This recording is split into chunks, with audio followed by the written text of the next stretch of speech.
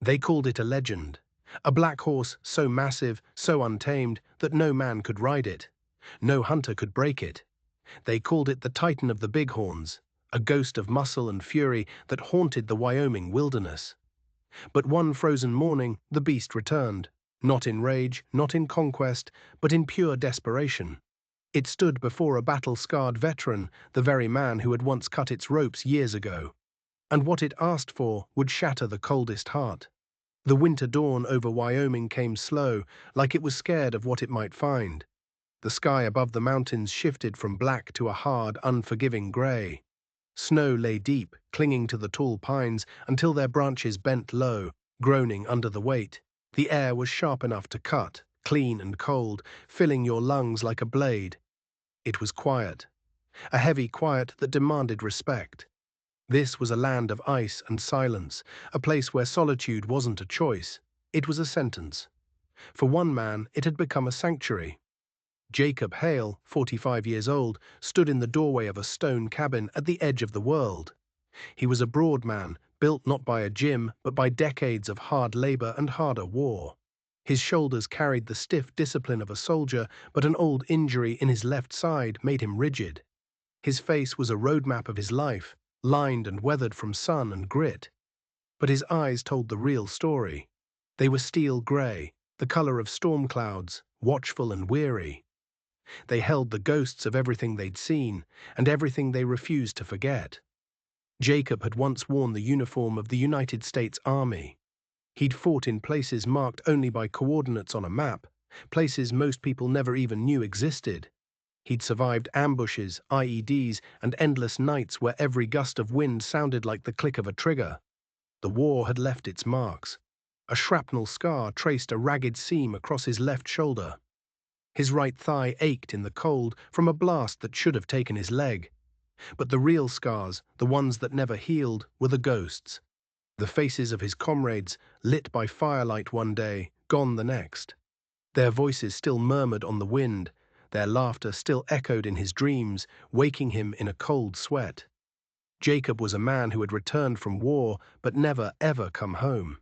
His cabin was more bunker than house, a single room with a narrow cot, a wood stove, and a Springfield rifle hanging on the wall. It was a place to keep the cold out and the memories in, a shelter and a prison of his own making. His routine was his anchor. Every morning before dawn, he'd walk the perimeter of the woods, his rifle a familiar weight on his back. He read the snow like a book, noting the tracks of deer and elk. His posture was the same as it had been on patrol in some dusty foreign land, his senses straining for anything out of place. The silence wasn't silent to him. It was a language he had learned in combat. And in that silence, he spoke to his ghosts. Miller, Ortiz, Davis. He'd murmur their names, tell them a joke, answer a question they'd asked him years ago. It wasn't madness, it was duty. If he remembered them, they weren't entirely gone. But the memories cut both ways. They comforted him, and they accused him. He was alive, and they were not. Survival was a heavy coat he could never take off. That morning, the forest was hushed, the silence pressing down on him. He followed a deer trail, his boots crunching in the snow. His breath rose in pale plumes. It was a morning like any other. Until a sound cut through the quiet. It wasn't a raven, it wasn't an elk, it was a horse's cry. But it was wrong. Jacob stopped dead, every nerve firing at once. He'd heard 1,000 horses in his life. This was different. The sound was fractured, ragged, torn from a throat gone raw. It wasn't a call, it wasn't a warning, it was a plea. The cry echoed once, then faded, leaving a silence that felt heavier, more dangerous than before. Jacob's hand went to his rifle, his palm closing over the worn stock. He crouched, his breath slowing, his ears straining. On the battlefield, a sound like that meant one thing: an ambush, a trap. He remembered a patrol in Afghanistan. A single cry, half human, half animal, had echoed through a canyon. His squad had moved toward it, thinking it was a wounded villager. Seconds later, the world had exploded in gunfire and dust. The screams, the chaos. It was carved into his soul. He inhaled, forcing himself to be steady. He would not be fooled again. But he replayed the sound in his mind, the jagged tone, the tremor of desperation. There was no malice in it, no threat. It hadn't sought to drive him away. It had begged.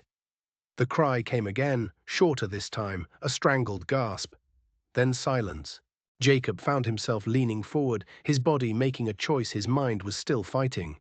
He knew horses. He knew the sounds of dominance, of fear, of pain. This was something else entirely. A tightness rose in his chest.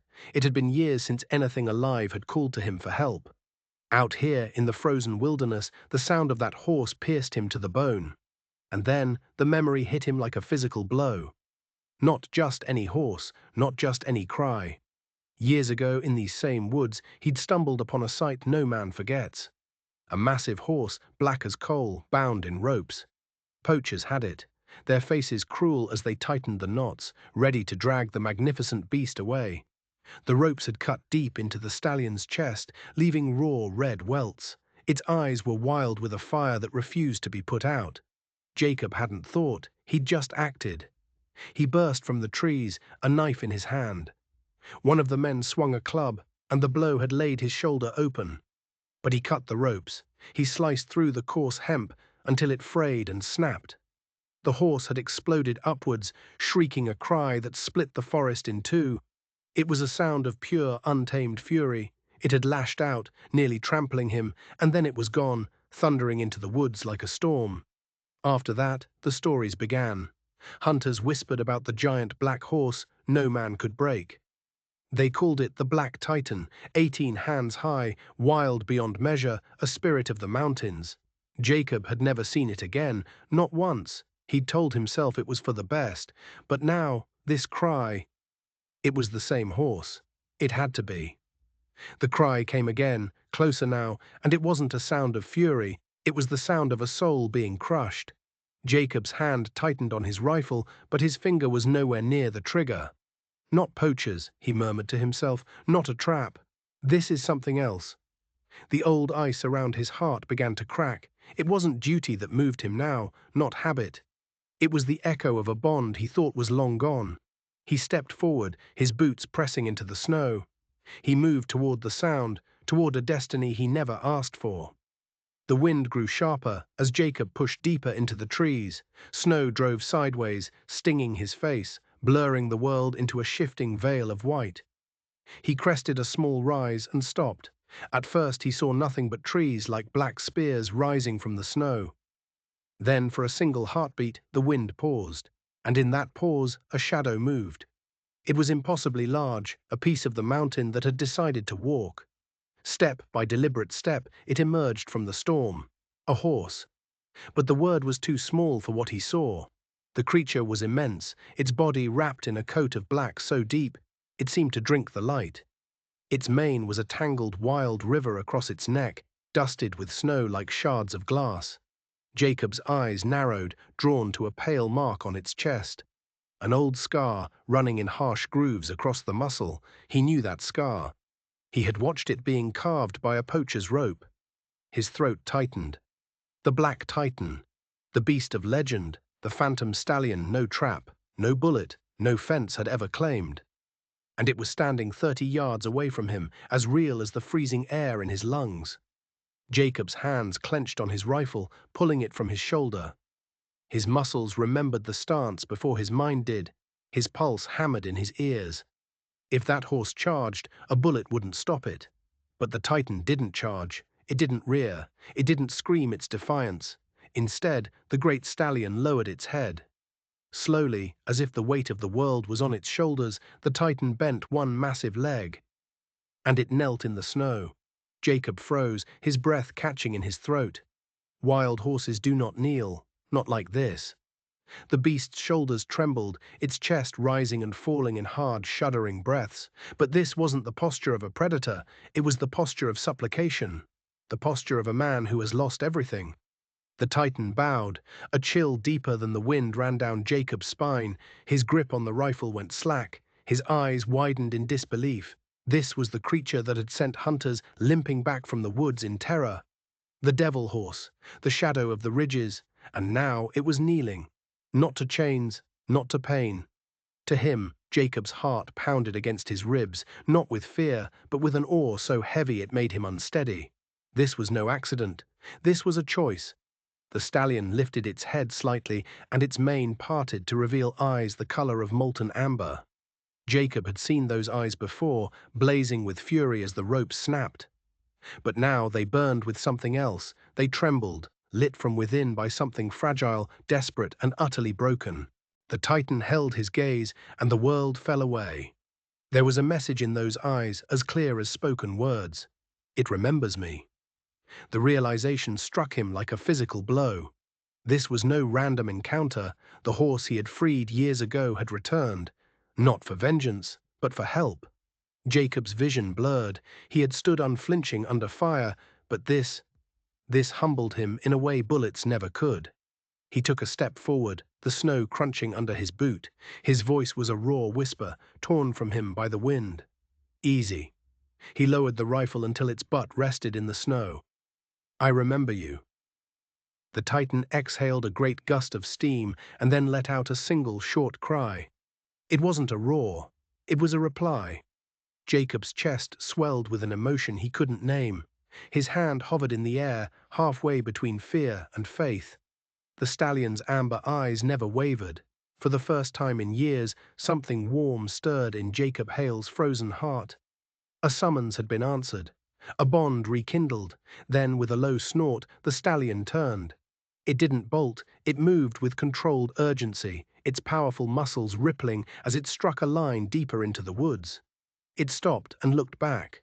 Those amber eyes cut through the snow, locking onto Jacob's. It snorted again, a short, sharp command. Follow. Instinct screamed at Jacob to be cautious. A soldier never follows blindly into enemy territory. But the image of the Titan kneeling, of those pleading eyes, was burned into his mind. He stepped forward. The stallion plunged ahead, its massive hooves carving a clear path in the drifts. Jacob watched the vapor of his own breath disperse into the storm, and followed. The woods closed in around them, the silence shifting from serene to watchful. Jacob's senses were on fire, his body tensed for an ambush. The wilderness had taken on the feel of a battlefield, that heavy, waiting stillness just before violence erupts. The Titan seemed to sense it too, pausing every so often, its ears swiveling before pressing on. Each time it looked back, and its gaze was plain. Stay close. Danger is here. Jacob was rounding a bend when a shape flickered at the edge of his vision. Human. He froze, the rifle coming up instinctively. The shadow resolved into a tall, thin man stepping out from behind a cedar, an axe resting on his shoulder. That you, Ward? The man's voice was rough, weathered by cold and smoke. Jacob exhaled, lowering the rifle slightly. Briggs. It was Samuel Briggs, the old woodcutter, lanky as a pine, with a beard like frost-laced wire. He kept to himself, a man carved from the mountains. Briggs's sharp eyes went past Jacob, and then they found the Titan. His mouth fell open. Well, I'll be damned, he muttered. The stories weren't lies. Jacob stood between the old man and the horse. The Titan had halted, its chest heaving, its gaze locked on Briggs, but it didn't threaten. It waited. Never thought I'd see that beast alive, Briggs said, spitting into the snow. His eyes slid back to Jacob. And if it trusts you, Ward, you'd better have a damn good reason. The old woodcutter's expression hardened. Listen, I was up on the ridge yesterday, found something. Boot prints, 2 men, heavy, carrying gear. Jacob's eyes sharpened. Where? East side, near the gulch, and that's not all. I saw the drag marks, sacks, heavy ones. Briggs's voice dropped to a grim whisper. They're not rangers, Jacob. They're not local hunters. Poachers? Briggs shook his head, his eyes like ice chips. Worse, these men are professionals. They're not setting snares for rabbits, they're setting steel, big steel. The Titan's ears flicked at the word. It shifted, nostrils flaring. I've seen men like them before, in my younger days, Briggs continued, his knuckles white on the axe handle. They don't care what they take, as long as it bleeds. They're not here for a trophy hide, son. The old man took a step closer, his voice barely audible above the wind. They're here for him. He nodded toward the Titan. They want the legend, and they'll kill anyone who gets in their way. For a long moment, the three of them stood there in the swirling snow, the soldier, the stallion, and the woodcutter. Briggs sighed, the sound heavy with warning. "I've said my piece." He glanced back one last time. "Be careful, Ward. Out here, mercy's rare, but so is survival." He trudged off, swallowed by the trees until he was gone. The old man's words hung in the air like a death sentence. Poachers, steel traps, professionals. Jacob turned. The Titan waited, unmoving, its amber eyes fixed on him.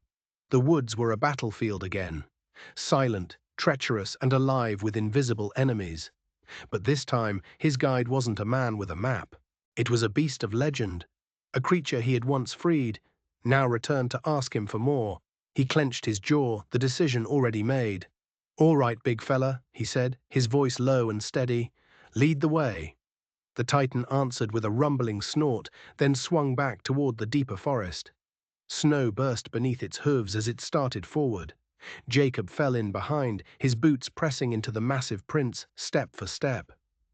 The storm swallowed them both. The Titan's pace quickened, its hooves striking the frozen earth like a drumbeat. The forest thinned, the ground sloping down toward a narrow gorge. The wind howled through the stone walls ahead, a low, mournful sound. When the woods finally gave way, Jacob found himself at the rim of a ravine. The land had cracked open, a 30-foot plunge with sheer, ice-crusted walls. The Titan moved to the brink, its massive body tense. It stamped the ground, its head jerking downward, urging Jacob to look. Jacob leaned over the edge, and what he saw froze the blood in his veins. At the bottom, a foal lay trapped. It was young, its coat a shadowed silver against the white snow. One of its hind legs was twisted at a sickening angle, pinned beneath the corner of a massive boulder. Blood seeped from the wound, a stark red bloom spreading across the snow. The foal's chest heaved, its breath shallow and frantic. It lifted its head weakly, its eyes glassy with pain and terror. A sound rose from its throat, not a horse's call, but a fragile, broken whimper that splintered into a high-pitched cry. It was the sound of a child in agony. And it cracked Jacob's heart in two, his hands clenched on his rifle, the image striking him with the force of an explosion. Helpless life, pinned beneath a crushing weight. He knew this picture. He had seen it in bombed-out villages, in the faces of comrades trapped beneath collapsed walls. The same look in their eyes, the same desperate, wordless plea. The Titan screamed. The sound ripped across the ravine, so powerful it was like thunder, shaking snow loose from the ledges. The stallion scrambled down the rocks, halting just feet from the foal. He pushed his muzzle against its neck, his calls high and desperate. The young horse tried to move, but couldn't. The Titan circled, its muscles rippling, stamping its hooves so hard the ground shook. But it didn't dare strike the stone. Its power could shatter bone as easily as it could free it. And then it turned. Its head snapped up, its eyes blazing like molten fire, locking onto Jacob. And in those eyes, Jacob saw a pain he knew all too well. The helpless terror of a parent unable to save their child. The Titan shrieked again, its gaze boring into Jacob, refusing to let go. This was no monster. Before him stood a father, stripped of all power, crying out for help. Jacob's vision blurred. He clenched his rifle, anchoring himself against the flood of emotion. The war came rushing back. The desert sun, the dust, the screams. A boy, barely 20, pinned beneath a collapsed wall, his lips mouthing pleas as blood filled his mouth. Jacob had clawed at the stone until his own hands were raw, but he'd been too late. Miller, trapped in a burning Humvee, his screams drowned out by gunfire. The smell of it still haunted his nightmares. The foal's whimpers dragged those ghosts out into the open. He squeezed his eyes shut, his teeth gritted. Not again. Not this time. His hands were shaking, not with fear, but with a conviction so fierce it burned. "I couldn't save them all," he whispered to the wind, "but I will save this one." He opened his eyes, his gaze fixed on the foal, then on the Titan, whose entire body trembled with a desperate, impossible faith. This was a mission, a life was in the balance, and failure was not an option. Jacob took a deep breath that stung his lungs, and he started down into the ravine. He crouched beside the foal, his soldier's mind assessing the situation. The boulder was too heavy to lift, but he didn't have to outmuscle it. He had to outthink it. Leverage. His eyes scanned the ravine. A thick pine trunk, snapped clean by a storm, lay near the cliff wall. He hauled it into position, stripping away the smaller branches. Behind him, the Titan paced, its breath coming in short, furious bursts. It wanted to help, but it held back, trusting him. "Hold on, kid," Jacob muttered, wedging the makeshift lever under the lip of the boulder. He pressed down with his shoulder, his boots grinding for purchase. The wood groaned. The boulder didn't move. He clenched his jaw, a vein standing out on his neck. The old injury in his leg flared, a white-hot spike of pain. He ignored it. The memory of Miller's screams echoed in his head. "Come on," he grunted, the sound lost in the wind. The Titan shrieked, slamming its hooves into the ground, a thunderous encouragement. Jacob pushed again. The lever creaked. The boulder shifted, just a fraction of an inch. "Move," he hissed through gritted teeth. "Damn it, move!" With a roar that came from the deepest part of his soul, he threw every ounce of his strength, his grief, and his rage into the lever. Muscles screamed, his shoulder burned, his vision blurred. For one suspended heartbeat, nothing. Then, with a grinding crack, the boulder lifted, just barely, but it was enough. He held the weight, the branch bending, close to breaking. "Now!" he bellowed.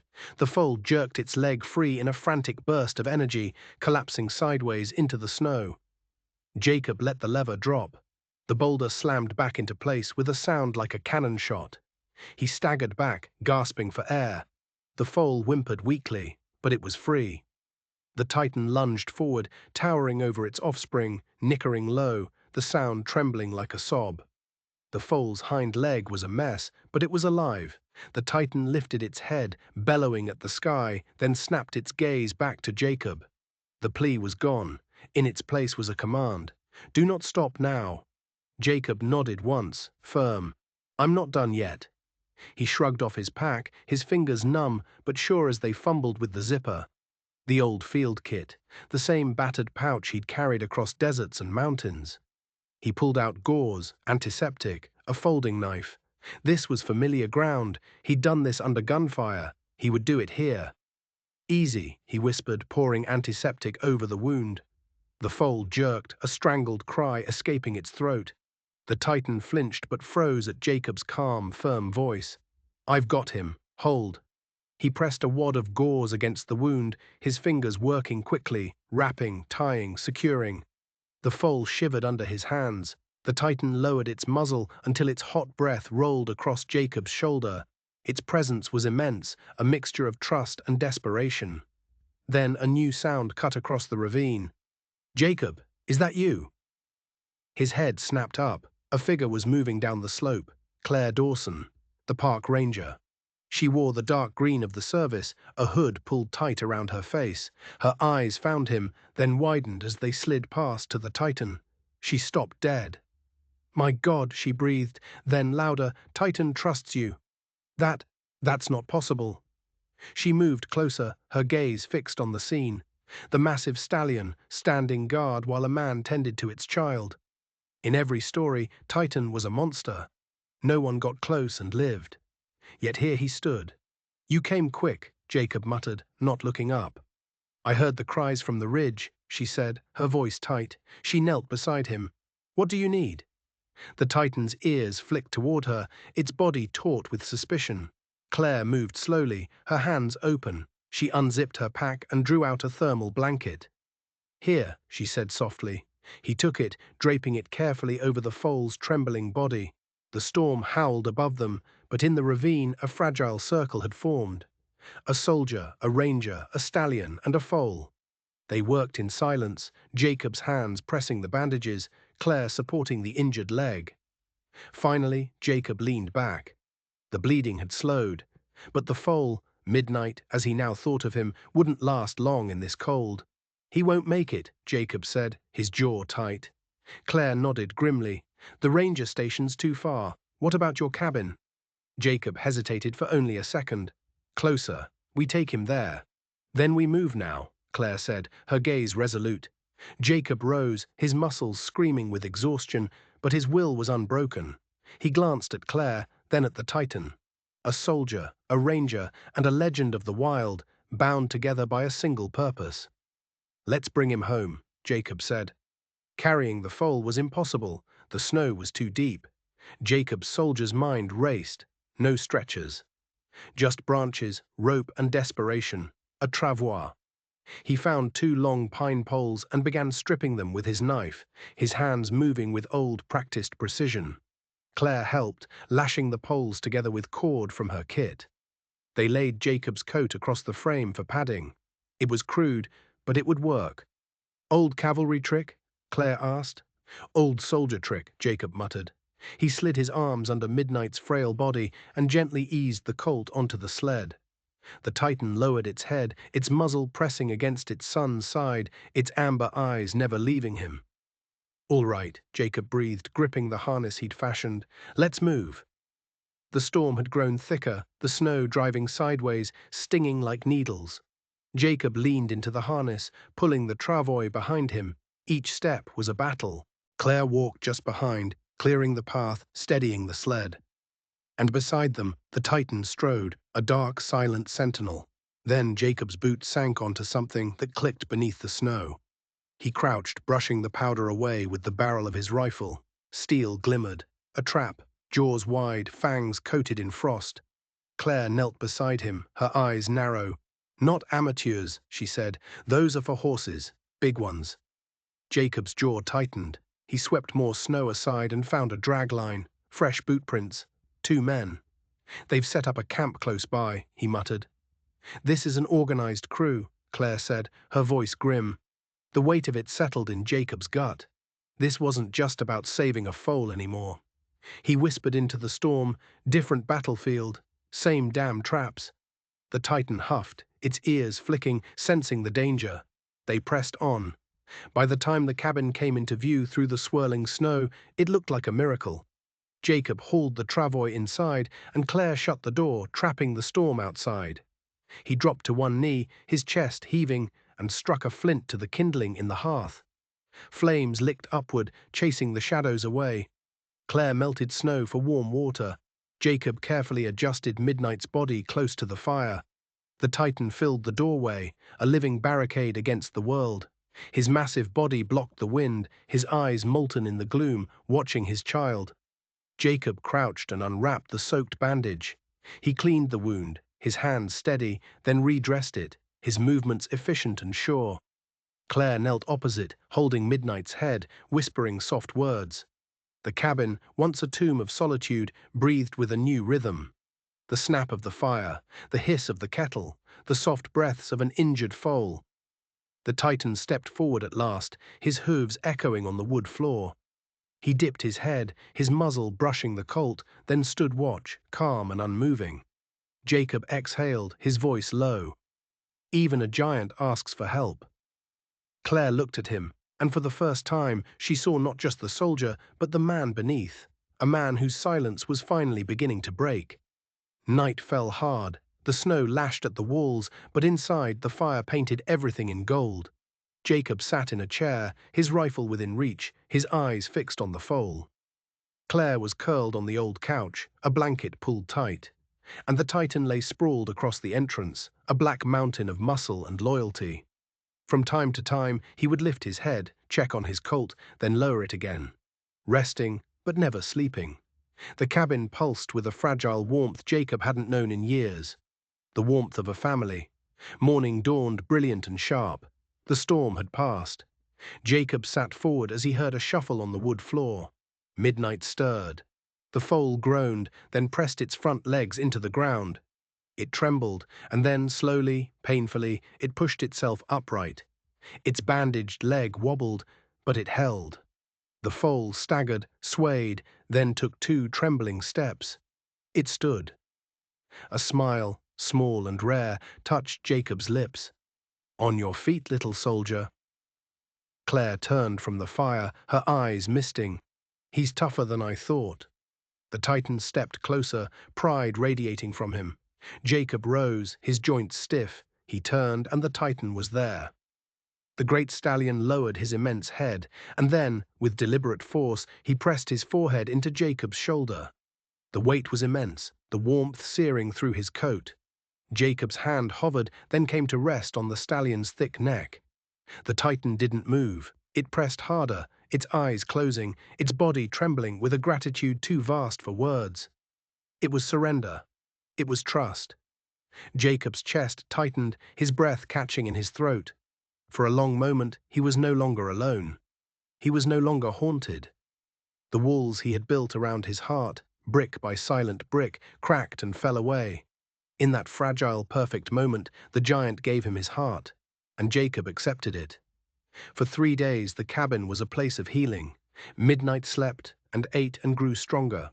Jacob changed the dressings, his voice a low, steady murmur.